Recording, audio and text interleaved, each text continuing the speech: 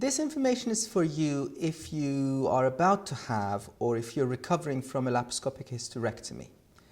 A laparoscopic hysterectomy is a removal of your uterus through keyhole surgery.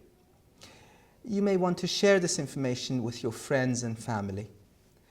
There are various types of hysterectomy. A total hysterectomy is where the whole of the uterus, including the neck of the womb or cervix, are removed. A subtotal hysterectomy is when the body of the uterus is removed, but the cervix or neck of the womb is left in place. A hysterectomy with salpingo-oophorectomy is when tubes and ovaries, one or both, are removed at the time of the operation. Sometimes the whole procedure is done through keyhole surgery, and sometimes part of the procedure is done through your vagina. That is called laparoscopic assisted vaginal hysterectomy, or LAVH. If you are having an LAVH, you may want to have a look at another video on the same website that deals with vaginal hysterectomy in particular, and some information in that video will be relevant to you. What type of hysterectomy you're going to have will really depend on your personal circumstances and the reasons you're having the operation. And your gynecologist will talk to you in detail about what type is appropriate for you. The information in this video, along with any other information you've been given, will help you understand your choices and the operation itself. The general information in this video is based on women's experience and also experts' opinion. Every woman has different needs and recovers in different ways. How you will recover will depend on many factors. For example, how fit and well you are before the operation, why you're having a hysterectomy in the first place, what kind of hysterectomy you're having, and whether the operation has gone smoothly or has there been any complications. What can I expect after a laparoscopic hysterectomy? How long will I have to stay in hospital? Usually you'll be admitted to the hospital on the day of your operation, and you may be able to go home the same day or within 24 hours. Depending on your circumstances, you may need to stay in hospital for 1 to 3 days. What are the after effects of general anaesthetic? Most modern anaesthetics are short-lasting, so you shouldn't have any after effects for more than a day after your operation. Although during the first 24 hours after the operation, you may feel more sleepy than usual and your judgment may be impaired. You're likely to be in hospital during the first 24 hours, but if not, you should have an adult with you during this time, and you shouldn't drive or make any important decisions. What about passing urine afterwards? You may have a catheter or a tube in your bladder to allow drainage of your urine. This is usually for up to 24 hours after your operation, until you're easily able to walk to the toilet to empty your bladder. If you have problems passing urine, you may need to have a catheter for a few days. Will I be left with a scar? You will have between 2 and 4 small scars on different parts of your abdomen. Each scar will be around 0.5 centimeter to 1 centimeter long. If you have your cervix removed, you will also have a scar at the top of your vagina. Will the cuts be closed with stitches? Yes, they will be closed by stitches or glue. Glue and some stitches dissolve by themselves, so you don't need to worry about them. Other stitches may need to be removed. This is usually done by the practice nurse at your GP surgery around 5 to 7 days after your operation. You will be given information about this. Your cuts will initially be covered with a dressing. You should be able to take this off about 24 hours after your operation and have a wash or a shower. Any stitches in your vagina will not need to be removed, as they are all dissolvable. You may notice a stitch or part of a stitch coming away after a few days or maybe after a few weeks. This is normal and nothing to worry about. Sometimes when you've had a laparoscopic assisted vaginal hysterectomy, You may have a pack in your vagina after the operation to reduce the risk of bleeding. This is a length of gauze that is inserted into the vagina. The nurse will remove this after the operation while you're still in the hospital. Check with the nurse before you leave whether this has been done. Will I have a lot of bleeding afterwards? No, you shouldn't have lots of bleeding. You can expect to have some vaginal bleeding for 1 to 2 weeks after your operation. This is like a light period and is red or brown in colour. Some women have little or no bleeding initially and then have a sudden gush of old blood or fluid around 10 days later. This usually stops quickly. You should use sanitary towels rather than tampons, as using tampons could increase the risk of infection. Will it be painful? You can expect pain and discomfort in your lower abdomen for at least the first few days after your operation. You may also have some pain in your shoulder. This is a common side effect of laparoscopic surgery. When leaving hospital, you are given some painkillers to take home for the pain you're experiencing, and sometimes painkillers that contain codeine or dihydrocodeine can make you sleepy, slightly sick and constipated. If you do need to take these medications, just try to take extra fruit and fibre to reduce the chances of becoming constipated. Taking painkillers as prescribed to reduce your pain will make sure that you can get out of bed sooner, stand up straight and move around, all of which will speed up your recovery and help to prevent formation of blood clots in your legs and lungs. After your operation, your bowel may temporarily slow down, causing air or wind to be trapped, and this can cause some pain or discomfort until it's passed. Getting out of bed and walking around will help a lot. Peppermint water may also ease your discomfort. Once your bowels start to move, the trapped wind will ease and you'll feel much better. Will I be able to eat and drink after the operation? Yes, after your operation you may have a drip in your arm to provide you with fluids. When you're able to drink again, the drip will be removed and you'll be given some drink of water or a cup of tea and something light to eat. If you're not hungry initially, you should drink fluid. Try eating something later on if you don't feel hungry immediately. What about washing and showering? You should be able to have a shower or bath and remove any dressing the day after your operation. Don't worry about getting your scars wet. Just ensure that you pat them dry with clean disposable tissues or let them dry in the air. Keeping scars clean and dry helps healing. There is a small risk of blood clots forming in the veins in your legs and pelvis. This is called deep vein thrombosis and it can happen after any operation. These clots can travel to the lungs and when they do they're called pulmonary embolism, which could be potentially serious. You can reduce the risk of clots by being as mobile as you can, as early as you can after your operation, and this is particularly important. You can do exercises when you're resting. For example, you can pump each foot up and down briskly for around 30 seconds by moving your ankle.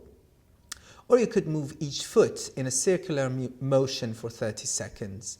You can bend and straighten your legs, one leg at a time, 3 times for each leg.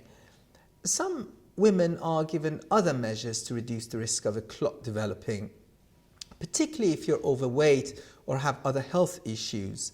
And these can be in the form of injections, for example, daily heparin injection, which is a blood thinning agent, and you may need to continue having that for a few days after you go home, and your doctors will tell you how long you need this for.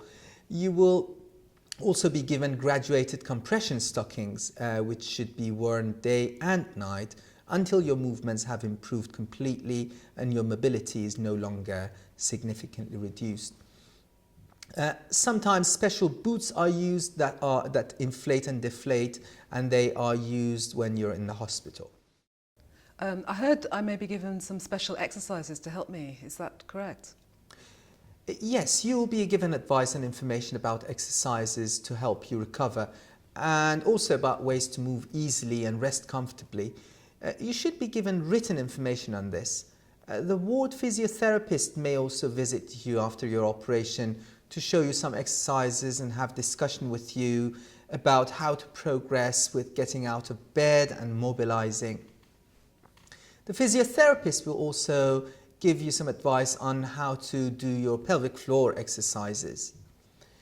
If your ovaries have been removed with your hysterectomy, you may be offered HRT or hormone replacement therapy, and your doctor will talk to you about this in detail to decide what's the best way forward.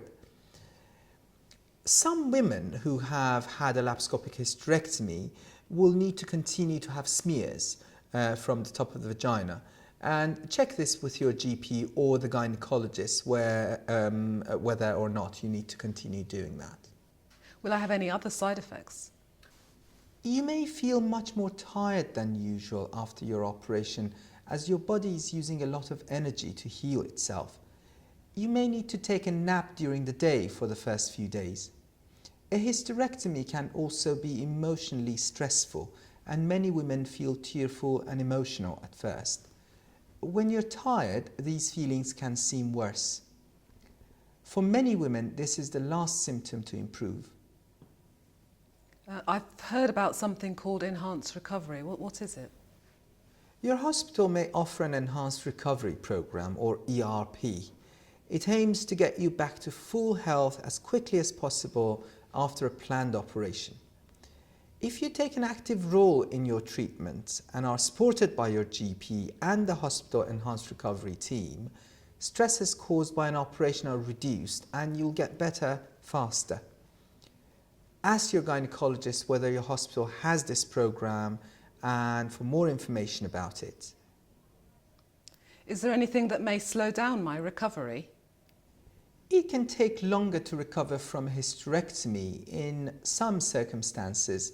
For example, if you've had health problems before your operation, for example, diabetes, people with diabetes will heal more slowly and may be more prone to infection.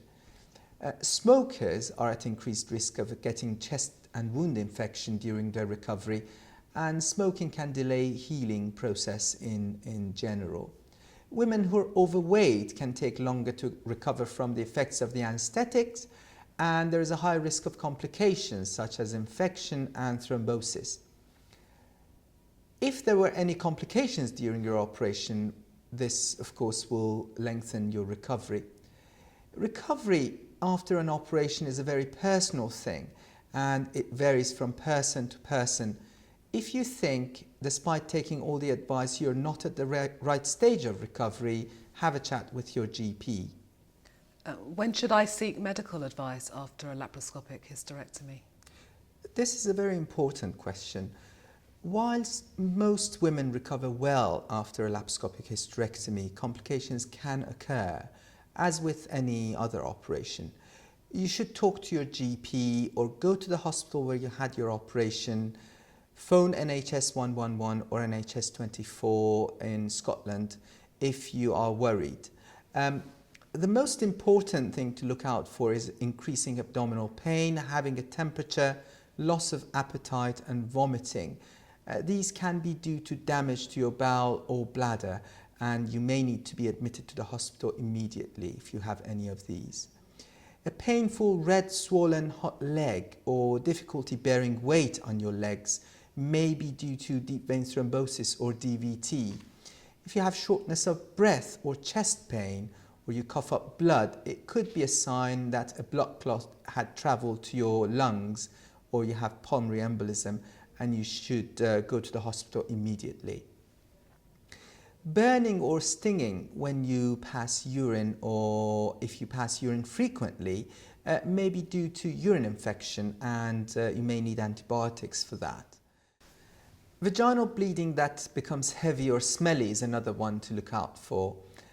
If you're also feeling unwell and have a temperature, this may be due to an infection or a small collection of blood at the top of the vagina called a vault hematoma. Treatment is usually with a course of antibiotics. Occasionally, you may need to be admitted to the hospital for the antibiotics to be given intravenously, that's into your vein. Rarely this blood may need to be drained. Red and painful skin around your scars can be due to wound infection, and you may need antibiotics for that. When will I be fit to return to work? Everyone recovers at a different rate, so when you're ready to return to work will depend on the type of work you do, the number of hours, and how you get to and from work. You may experience more tiredness than normal after any operation, so your return to work should be like your return to physical activity, with a gradual increase in the hours and activities at work. If you have an occupational health department, they will advise you on this. Some women are fit to work after 2 to 3 weeks and will not be harmed by this if there are no complications from surgery. Many women are able to go back to normal work after 4 to 6 weeks if they have been building up their levels of physical activity at home. Returning to work can help your recovery by getting you back into your normal routine again. Some women who are off work for longer periods start to feel isolated and depressed. You do not have to be symptom-free before you go back to work. It's normal to have some discomfort as you're adjusting to work life. It might be possible for you to return to work by doing shorter hours or lighter duties and build up gradually over a period of time. Consider starting partway through your normal working week so you have a planned break quite soon. You may also want to see your GP or your occupational health department before you go back and do certain jobs. Discuss this with them before your operation. You shouldn't feel pressurized by family, friends, or your employer to return to work before you feel ready. You don't need your GP's permission to go back to work. The decision is yours.